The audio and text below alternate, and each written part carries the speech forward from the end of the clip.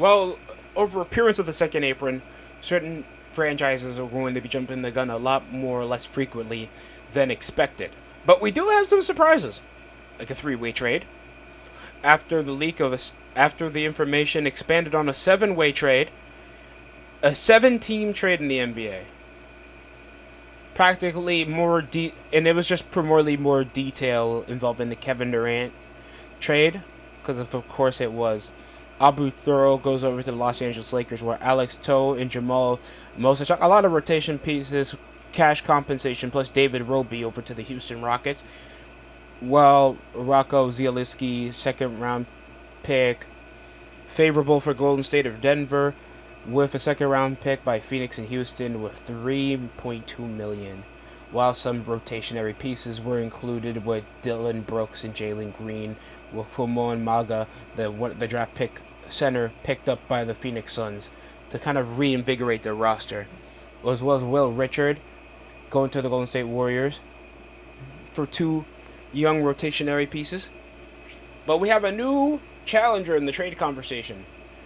Los Angeles Lakers acquire John Collins from the Utah Jazz in a three-way trade involving the Miami Heat. With Norman Powell now, after a career year with the Los Angeles Clippers, the starting two guard goes to the Miami Heat for Kevin Love and slow-mo Kyle Anderson. After a pedestrian season, he kind of hasn't put up that good production since he was on Minnesota. And I guess it's still teaser over the conversation for Andrew Wiggins, because he's a favorable to be traded away to the Los Angeles Lakers. Is that going to still help the team contend? Possibly not. I'm going to just keep it a buck with you. Miami Heat has been a favorable rotation piece next to the Golden State Warriors over their extensive rotationary pieces. More primarily for Golden State, because they've been in talks to sign Damian Lillard after his buyout, to make him a unrestricted free agent that's still getting paid by the Milwaukee Bucks, by the way. So he practically still has the right of way to probably go back to California to play with Stephen Curry, as well as Al Horford. And he was teasered to go to Los Angeles. So was Brook Lopez, but he declined over the deal to play with the Clippers. Somehow, from marquee aging talent, they do not want to pull a Karl Malone, a Gary Payton, to play with LeBron James and Luka Doncic. I guess they're it's either financially tight because of the opting out deal involving LeBron James taking that $50 million a year contract, and now we are questioning if the Boston Celtics can even reclaim themselves, because really they're Lucas Garza and George Niang is your front court now, because you're not willing to pay up Al Horford, or you rotate Xavier Tillman back at the 5 and he's a smaller center. And now Jaylen Brown is your top all-around scorer, and Derek White is the only thing starting, even though he's shown to be probably the best sixth man in the NBA. It's nightmares season where it's kind of open, because a lot of teams are getting up there when it comes to conversation over now what's going to be probably a down year for the Boston Celtics over financial circumstances. Over the second apron, doing a lot to hindrance a lot of contractual pieces that you wouldn't even see back when it was like the big 2019 offseason, when we see Bobby Portis and Julius Randle getting signed for outrageous amount of money. Al Horford at the age of he was like 32 at the time, 33, and he was still getting $100 million deal when he played for the Sixers with Joel Embiid, even though he played 2 5s in a front court. It still conflicts me. When Paul George is off a sign and trade.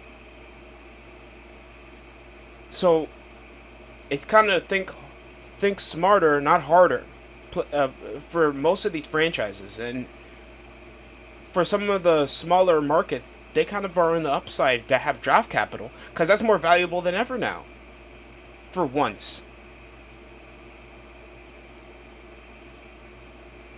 Malcolm Brogdon is also getting some interest from a lot of competitive pieces like the New Orleans Pelicans. Timberwolves can bunch in because he's a bit younger than Mike Conley, but he's still over a veteran asset over an affordable deal, as well as the Los Angeles Clippers because they still need a floor general. Phoenix Suns because their other point guard on the cheap over a declining age is expiring and they're not trying to pay it.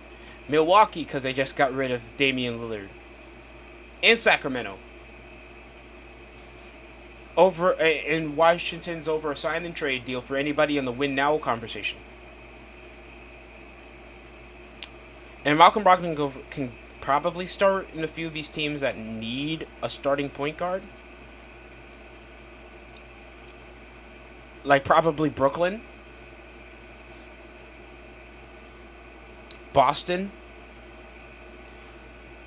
But he's like a sub-average six-man in a decent floor general for anybody rebuilding. Because possibly Milwaukee he could return. Because Kevin Porter Jr. is a perennial bucket getter. And most are just perimeter threats around the top of the key. We need Miles Turner to kind of stick over, or else they'll try to chuck him over top of the key for his inefficient shooting splits from like arc shots. When he's shown to not always hit that, like you saw in the playoffs. Orlando's probably one of the most well-rounded teams currently in the NBA. And Utah got somewhat better off this three-way trade. But back over to the three-way trade we just talked about. Because now Miami got Davion Mitchell, Andrew Wiggins, that's a wing. And now you can stretch.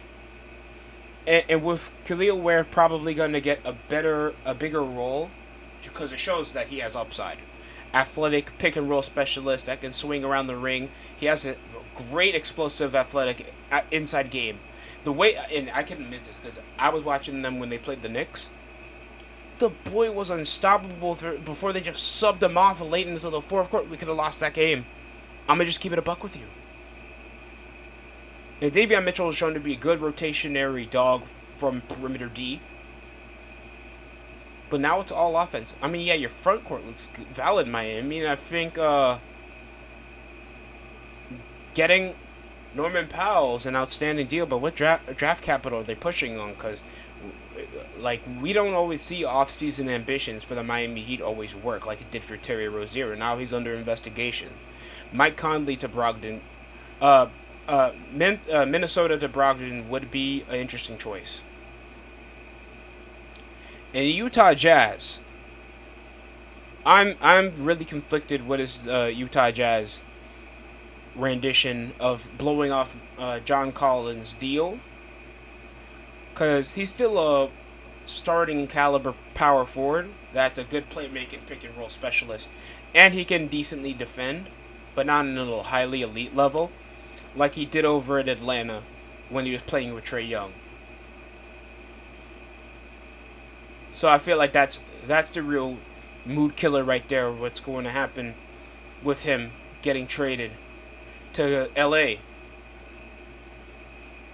Because they got a tiny bit more smaller with lack of versatility, and you lose a key secondary scorer that whenever Harden wasn't playing well or Kawhi was still unavailable, Norman Powell can drop 25.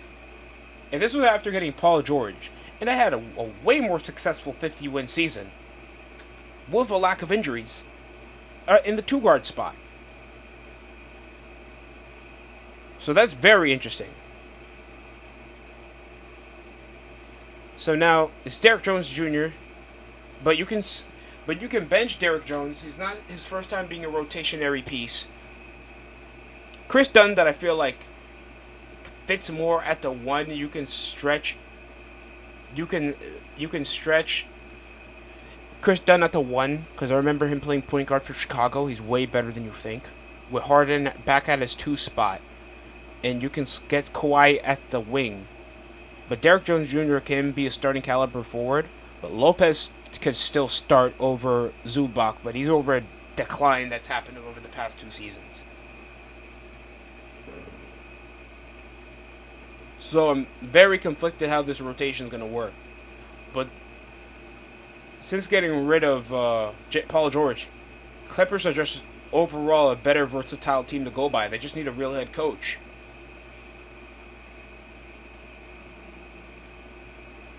While Utah getting Kevin Love, now you get a respectable, well-known veteran with an injury list higher than certain NFL players' rap sheets. That can instruct forwards like Walker Kessler, and you still pulled for use of Nurkic, Ace Bailey. Then you still got Larry Markkinen. It's like a small forward plus a power forward. The only and Keontae George that missed a majority of the season. So I wouldn't sleep on Utah.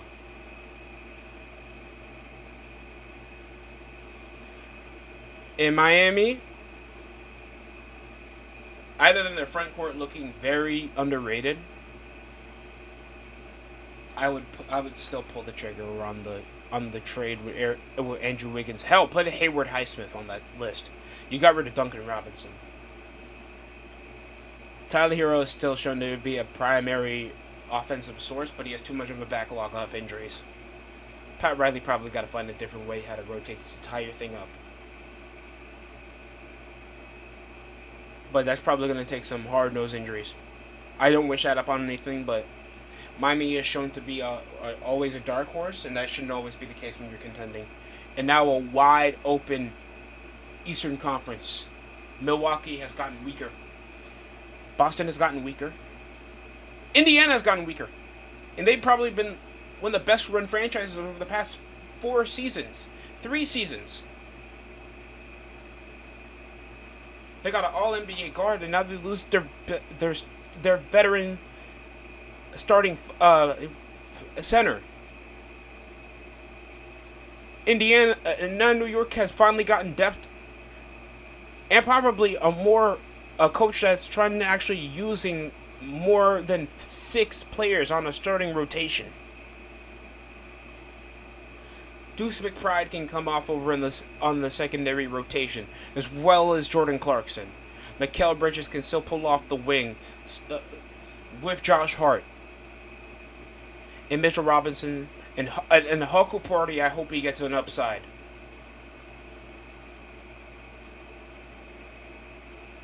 And we're still conflicted what's going to happen over with Indiana.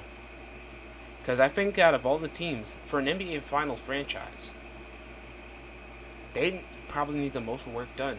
Because their starting centers, Tony Bradley and Isaiah Jackson, hasn't shown any development.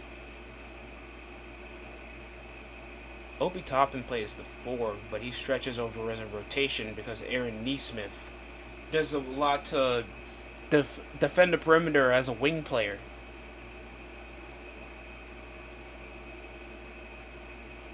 So it's either trade for a starting caliber center or take whoever is available in free agency still. And let me tell you, some players are probably not going to pull the trigger. They're not. Because let's go over who's available still. At the center position.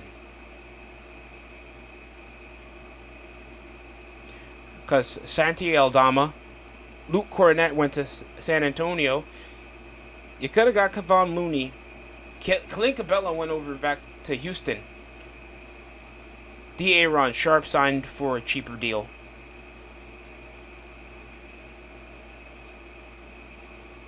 And Jericho Sims. Walker Kessler could be there for the taking. He's a younger, more versatile, rim-protecting, playmaking center that can probably pick over the pick and roll that would play in a contending team in the Western Conference. I feel like that's a great option.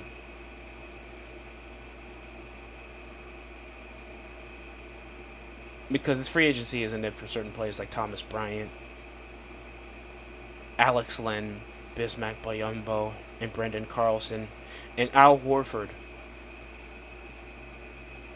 I let him walk to Golden State.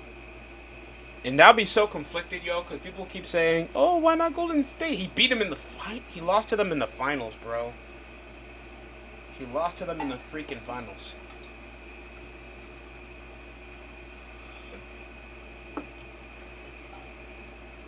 Ah, tell me how you guys felt about what's going on currently in the off season so far. That's it for me over in the DC show. I'm going to take my medicine. Painkillers. I'm going to take painkillers.